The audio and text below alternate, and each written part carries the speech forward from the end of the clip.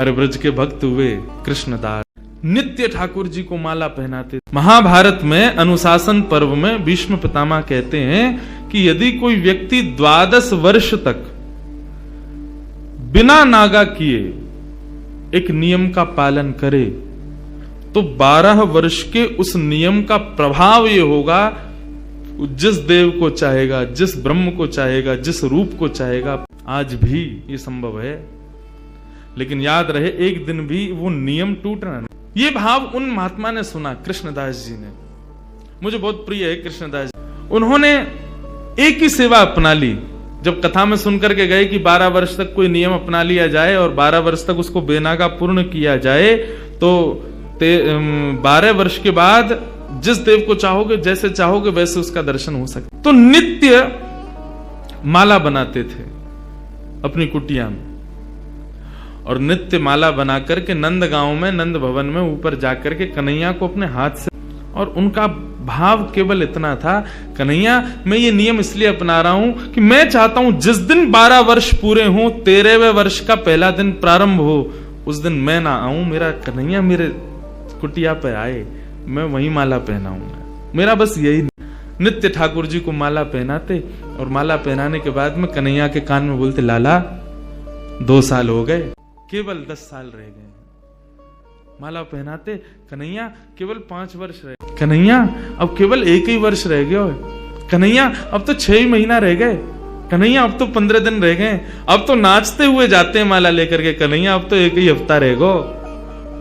रोज माला पहना मैं, गर्मी पड़े, सर्दी हो, वर्षा हो, खांसी हो, जुकाम हो, बुखार हो, नहीं छोड़ते थे। आज विश्राम दिवस, 12वां वर्ष का अंतिम दिन, ठाकुर जी के सन्मुख गए, माला गले में धराई, लाला सेवा पूर्ण भई अब मोरी, अब मेरी सेवा पूर्ण, प्रतीक्षा करूंगा, कल 13वें वर्ष को पहला दिन है, तू आइयो, तेरे काजे देख 56 भोग बनाऊंगो, तेरे काजे बढ़िया जो है माला बना के रखूंगो, एक सेज सजा के रखूंगो, ने एक देर पौड़ जाइयो मेरे पास, ने एक मोसो बतिया लियो, और लाला तू को जितनो समय मिले तू उतनी देर को आइयो, लेकिन आ जाइयो। और प्रणाम करके उल्टे पांव जा रहे हैं। बोले कि इसका मतलब क्या है?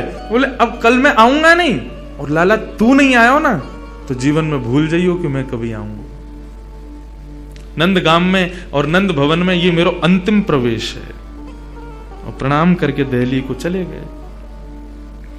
56 भोग सजाए, दुनिया भर की सामग्री बनाई, सुंदर सुंदर माला तैयार करी, एक कन्हैया की, बाकी के सबरे ग्वाल वालन की। बोले बछड़ा बछिया आमेंगे संग में, उनको माला पहनाऊंगा, उनके का जो भंडारो है उनके का भी 56 भोग सजाऊंगा।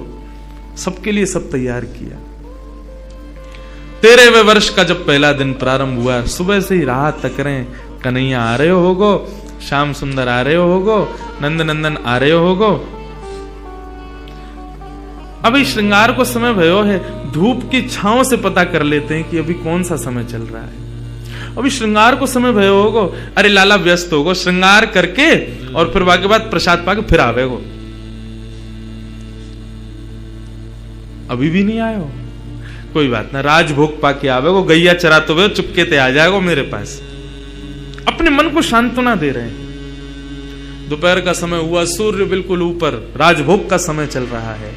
कन्हैया आ रहे होगो, बार बार जामे गुलाब जल लेकर के और छींटे मार करके आ जामे। थोड़ी देर में धूप के ताप से, गुलाब जल से वो पृथ्वी फिर से सूख जाती, ठाकुर जी नहीं आए।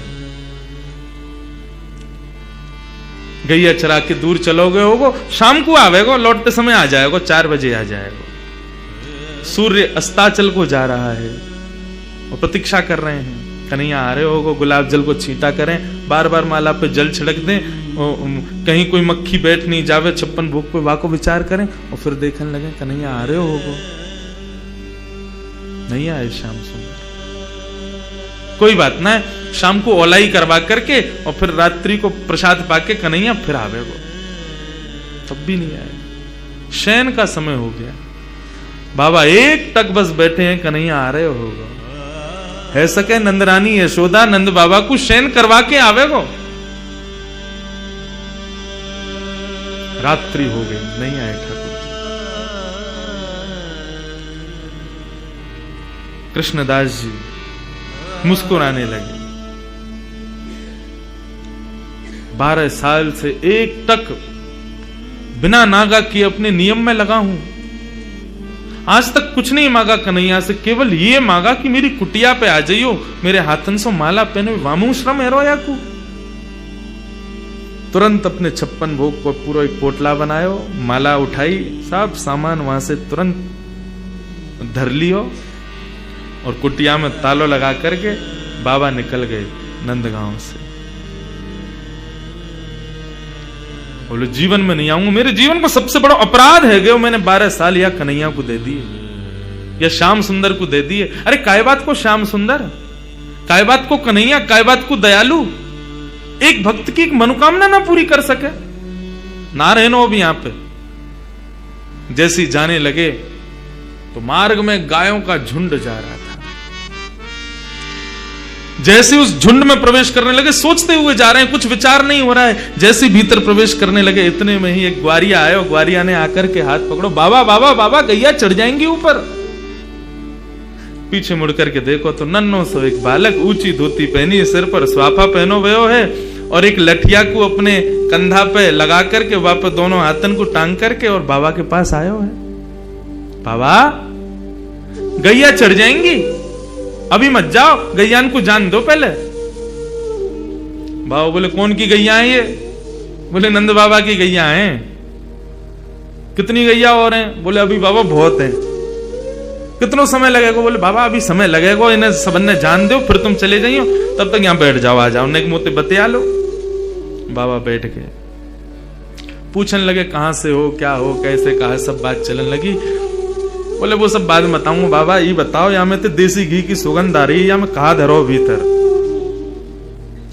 बोले अब कहा बताऊं तो को, ये छलिया माखन चोर ऊपर बैठो का कपटी एक नंबर को, या के काजे 56 भोग बनायो, आयो नहीं, जा रहा हूं छोड़ छाड़ के।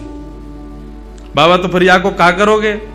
बोले आप का करूंगा, नेक दूर जाके मैं खा लूंगा। बोले नेक दूर जाके का खाओ, यहीं खा लो, नेक नेक मुकू दे दियो। बाबा बोले हाँ ठीक है भाई, चल यहीं खा लें। पोटली खोल करके सब निकाल के सामग्री और बाबा ने खाई। ले तू भी ले ले। बाबा मेरे हाथन में गोबर लग रहा है, गंदे हरे, धोबे जानो पड़ेगा, कहां ते जल लाऊंगा? तो कैसे होगी? बोले आप खवाए दो ना अपने हाथ से। बाबा बोले अच्छा, ऐसे ही तेरो स्वामी ऐसी सबरे गांव के बहु सेवा करवावे, तुम सेवा करवा लो। जान भी प्रेम ते ना दे रहे मुंह को, अब वो अपनी सेवा करवावे गो। पूरा गांव ही 100 है। बाबा एक स्वयं पामे और प्रभात सेवा ग्वारिया को पवा में, फिर स्वयं पामे, फिर ग्वारिया को पवा में, पवाते पवाते पवाते बाबा ने जैसी ग्वारिया को देखो, नेत्र लाल पड़ गए, नेत्रों से अश्रुधार बह रही है। बोले अब रोका ही को रोए? बोले मैं यहां हमारे रो रहा हूं बाबा, तुमने आज माला ना धराई मुंह को। बाबा ने कहा कौन है हो तुम? इतने में ठाकुर जी खड़े भये, श्याम स्वरूप प्रकट भयो, मोर मुकुट प्रकट भयो, लकुटी प्रकट भई, वंशी प्रकट भई। ठाकुर जी को सर्वांगीण स्वरूप प्रकट है गयो और प्रकट है करके बाबा को दर्शन देने लगे। बाबा मैं आ गयो, प्रसाद पा लियो, ले माला पहना मोकू। आज मेरो पूरे दिन मन ना लगो, क्योंकि 12 साल से रोज तेरे हाथन की बनी माला नित्य मेरे अंग को स्पर्श करती। मुझ को ऐसा ना लगता कि माला स्पर्श कर रही है, मुझ को लगती कि मेरो कृष्णदास मुंह से लिपटो भयो है। आज पूरे दिन व्याकुल रहे हो बाबा, मैं मुझको जल्दी अपनी माला पहना, और तू माला पहना के आज मेरो आलिंगन कर ले। कृष्णदास क्रोध में देख रहे हैं, नहीं पहनाऊंगा, आज नहीं पहनाऊंगा, आज ये माला किसी और के गले में जाएगी। ठाकुर जी बोले कौन के गले में? बोले मैं यह विचार कर रहा हूं कि मैंने बरसानो जावे को मन बनायो तो कन्हैया प्रकट है गयो। यदि ये माला जाकर के किशोरी जी को ही धरा दूंगा और वहीं जाकर के उनके चरणन में ही रहूंगा, जहां जावे की इच्छा मात्र से कन्हैया प्रकट है गयो, यदि वहीं निवास करूंगा तो कन्हैया तो रोज आवेगा। ठाकुर जी हाथ पकड़े, पांव पकड़े। कृष्णदास बोले अब ना रुकूंगा, अब तो किशोरी जी के चरणन में ही जाके रुकूंगा। सीधे दौड़े, पीछे पीछे ठाकुर जी दौड़ रहे, अरे बाबा रुक जा, अरे नेक रुक जा, मेरी सुन तो ले। बोले जो कहनी है मां अदालत में आके पेशी करियो, अब तो मैं वहीं रहूंगा। दौड़ करके गए और जाकर के सबसे पहले अपना नाम बदलो, अब ते मैं राधा दास। किशोरी जी के चरणन में जाकर के माला धरा दी और जैसे प्रणाम करके किशोरी जी को देखो है तो वही किशोरी जी में श्याम सुंदर, वही श्याम सुंदर में किशोरी जी, ऐसा भाव उनके सामने प्रकट है। कहने को अभिप्राय भागवत भी इस बात को स्वीकार करे कि तस्य भाव प्रभावेण विरहोस्मान न संस्पृशेत। यदि किशोरी जी की शरण ले ली जाए तो ये श्याम सुंदर कभी कोई विरह ना दे सके। ये श्याम सुंदर नित्य किशोरी जी के ही हैं, उन्हीं के ही।